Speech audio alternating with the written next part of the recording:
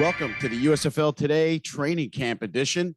I love saying those words. I'm your host, Angelo Fioris. Make sure you follow me at USFL Today on Twitter. And if you're watching us on YouTube, hit that subscribe button now and set your notifications so you don't miss a single episode. Like this great episode, I'm thrilled to bring to you this week. My guest is a new quarterback on the New Orleans Breakers, McLeod Bethel-Thompson. Welcome, sir, to the show. How you doing? I'm doing great. Thanks for having me. I appreciate you taking the time out of what has definitely been a busy week for all of you guys to speak with me and let the fans get to know you a little bit. So we were just chatting before we started recording. You've been kind of hopscotching a little bit around the country here before you made it to Birmingham. Tell me about your journeys there to get to camp. Yeah, it's a little back and forth. We were, my wife works in Atlanta, so we were in Atlanta to start over the holidays. Then we went out to California for family time. So New Year's and stuff like that. And so we're in the Bay Area where the grandparents are, then back to LA where our house is, and then to Florida for some training, and then back to Atlanta to pick up some stuff, and then back to Alabama, Birmingham. So I think we've done a little tour to the United States. It was a whirlwind, but I appreciate every moment with family. So. Yeah, that's like 10 weeks of bouncing all over, and at least now you're in camp and you're in the place that you're going to be in for the next few months. Very much. How's it feel to be in camp in the U.S. and with the Breakers? It's great. I love it. I'm excited to get going and get the process underway. We haven't had a practice yet, so it's a lot of onboarding stuff and a lot of preamble to the real work time. But I'm excited for the opportunities. It's a different vibe, right? This is a younger league full of younger players, and I have more long in the tooth at this point, but it feels great. I'm excited to play 11-on-11 football again. It's different, a different feel for it, a different edge. I'm excited to see how much I've sharpened my sword up north and what I can do down south. And obviously working with Flip is a blessing, and having known a little bit about him and how good of an offensive mind he is, I'm looking to dive in and get to know these teammates. And like I said, a lot of them are younger, so get to know what they like to do, what they like to be, the new vibe, the new culture, and set a standard here, right? I try to win some games, and we have one goal in mind, that's to win a championship. So we're 12 games away from that. We got to take it one at a time and one practice at a time, and I'm excited to get going.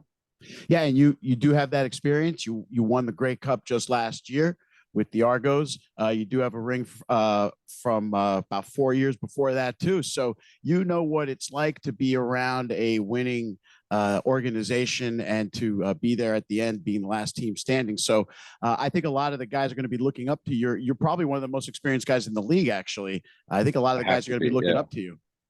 Yeah, definitely. And I embrace that, and so much of that, you don't know what it takes when you're young. And I didn't know what it took when you're young in my career, what it was like to build it. Often at that young age, you're so focused on what can I do to be my best player and what can I do my best self. And that's really good. And you don't want to stop that. You don't want to, harness that. You want to let that thing go, but also understand that what kind of culture are we building. That championships are won in the locker room. Championships are won in how how you throw away your tape, your ankle tape. Do you throw it in the trash? You just throw it on the ground. It's a whole bunch of little tiny things put together that build a championship culture, because it's doing the little things right that build up to total success. If you have 11 guys on a field, or 58 guys on a roster, and they're all looking to do the little things right and to do a little bit extra, then all the bounces and all the breaks go your way. We have the talent. Every team in this league has the talent. We on this team definitely have the talent. And it's just fun about building that culture and that identity to see if we can build a championship DNA where we take those inches and we win each one of them. Yeah, you're joining a team that did make the playoffs and does have the talent to compete on the highest level of the USFL. It's a revamped quarterback room. You described it. You're the veteran guy, but you've got a couple of young dudes there fighting for the gig with you. Davis Cheek, Akil Glass. Should be a pretty interesting camp with you kind of leading the way as the man to start. Yeah, I'm excited to watch them work. I've heard nothing but good things about both of them. They both can spin it. They're both smart kids. They got all the tools. So at this stage of my career, I'm not so insecure or protective of, I want to help. I really do. I know what I can do on a football field. I know my proficiency. So it's about me going out there and showing that, and then helping them in any way that they want to be helped. And if they don't want to be helped, that's fine too. But how can I make them a better player, and how can we get them an opportunity at the next level? So I'm truly here to be my best self, but also help others sharpen their craft. Is there anything I can do to help them? You know, you described yourself a couple of minutes ago as wanting to see how well you've sharpened your sword up north. But in truth, you've been sharpening that sword for a long time. I mean, you know, you started at UCLA for a year. You spent 3 years at Sacramento State, which, by the way, up until like this year, I had no idea what kind of football tradition Sacramento State had until I started researching guys and realizing what kind of players they've actually had there. So that's a hell of a tradition at Sacramento State. How did you enjoy your time there?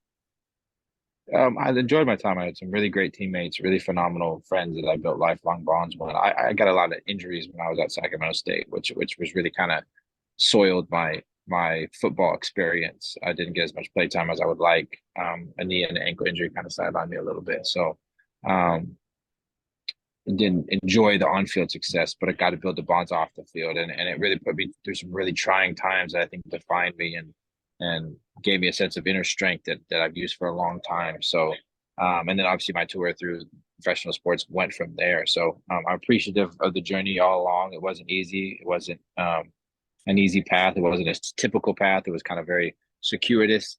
And but I'm appreciative of it, and made me stronger. And now I'm here, and I'm appreciative of this moment as well. So.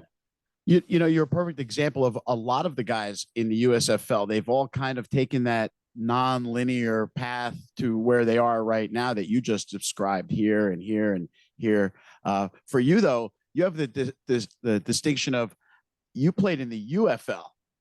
So talk about that. You were on you played for Dennis Green with Sacramento of the, or was it Sacramento of the UFL. Sacramento Mountain Lions. Yeah, Mountain Sacramento Lions, Mountain right? Lions. I was trying to think It's a of great, that. phenomenal league. I just got my first shot in the NFL with the San Francisco 49ers my first year out, and signed a practice squad contract, and then got cut kind of right away. They ended up signing somebody else. So the Tom Gamble, who's a GM there, got me into contact with the Sacramento Mountain Lions. Went straight up there, played right away. It was a phenomenal league full of really good football players. I mean, the coaches, like you mentioned, Denny Green, Marty Schottenheimer. The players, Dante Culpepper went through there, J.P. Lossman, Jeremiah Masoli, Eric Crouch, Troy Smith. There's so many talented Heisman Trophy winners, Hall of Fame football coaches. There was just so much talent. It was a great league to kind of get my feet wet in professional sports and really play. And went up there and played a number of games. And then unfortunately the league folded shortly thereafter. But really enjoyed my time there, and really felt like that helped me a bunch. Solidifying myself and getting more NFL opportunities after that. Now you're in the USFL. You had a very successful run in Canada. Talk about the decision making in saying, you know, I'm successful here, but I want to take this opportunity in the USFL. What was it to come home, play in the US again, a combination of things? Combination of so many things kind of led to it. A lot of serendipity kind of crossed paths, and so being apart from my family was huge. I was spent 6 months away from my family this year, and with my wife working full time, and it just wasn't going to cut it. And unfortunately, with her job, she's not able to go up to Canada right now. So that was a huge reason. I want to be around my 2-year-old daughter. I want to soak up that family time. And we've been in Atlanta, and this hub being in Birmingham was close enough to Atlanta that we can get back and forth, and she can do a lot of her job and a lot of her work here. So that was kind of two things that crossed over. Then Jim Pop being involved in this league, and then when John DeFilippo called me, it was like, oh wow, that's a huge, intriguing point. He's such a phenomenal football coach, such a great developer of quarterbacks. It's like, why would I not go there? So a lot of reasons. It is a crazy decision at this point in my career from the outside, to pass up something that I've worked really hard to establish myself up there. I'm an established quarterback in the CFL for the most part, and to turn down those offers was really hard. To turn down those dollar signs was really hard. But I never played the game for money anyway. So I'm looking for an environment to find my best self, to sharpen my sword, to be the best player I possibly can be, and enjoy family time when the game's done. So the hub format allows me less travel, which is extremely intriguing for me. I won't be away. We won't be long, plane flights across the country, missing 3 or 4 days with my daughter. So there's a lot of things that kind of came into the decision, and I'm just happy to be here, and I'm going to take full advantage of these next 15 weeks.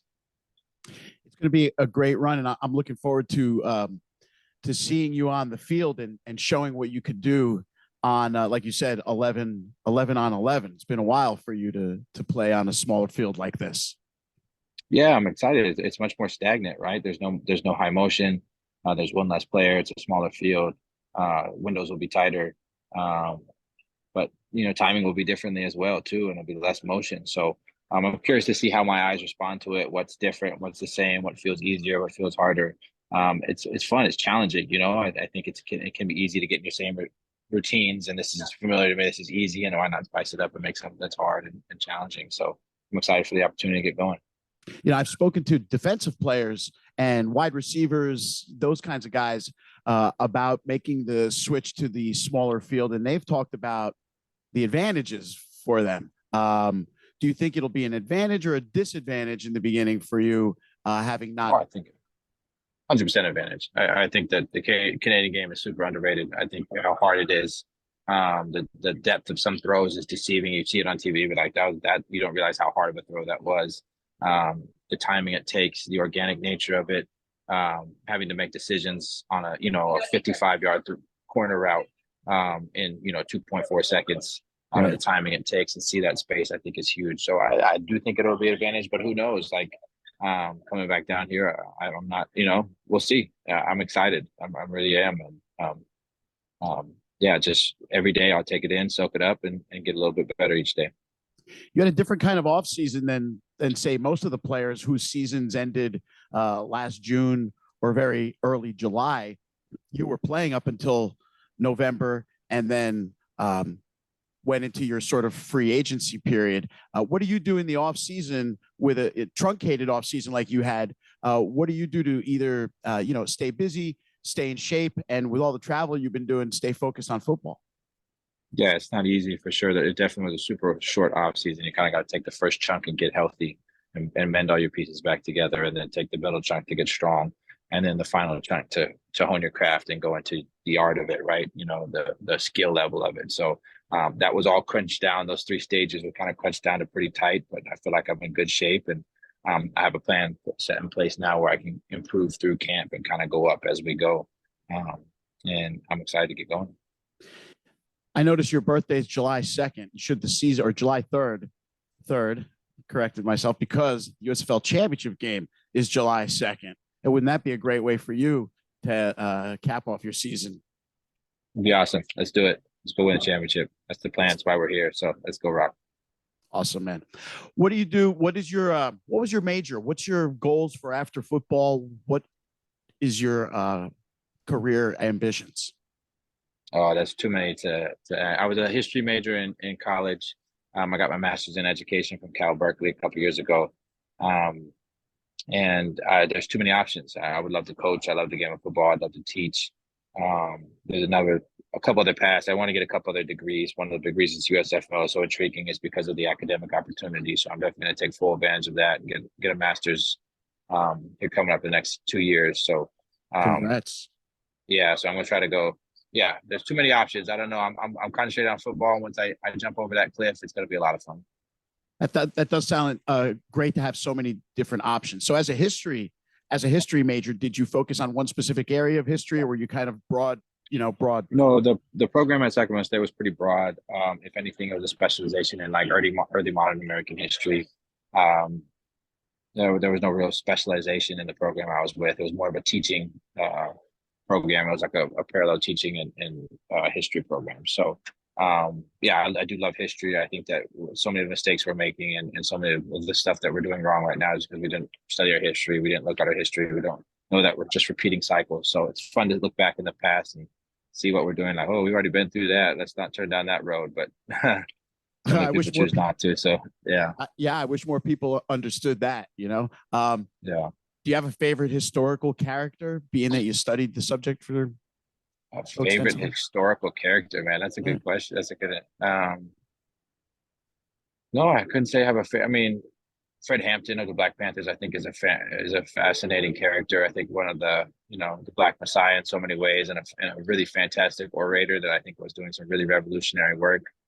Sadly, he was taken far too soon in an assassination, but I think he's a brilliant mind and someone that was really doing work on the ground, on grassroots, and really galvanizing people in a really powerful manner. So characters like that are kind of, ahead of their time, thinking about things in kind of macro fashion rather than being stuck in the micro, and doing work for the people. I think if you're serving others, then you're in the right position. So, yeah, there's too many to name, but that would be one that comes to mind. Well, that is a great answer and definitely a unique answer. I don't think anybody else I could ask that question of would have come up with that as their answer. So thanks for sharing that, man. Absolutely.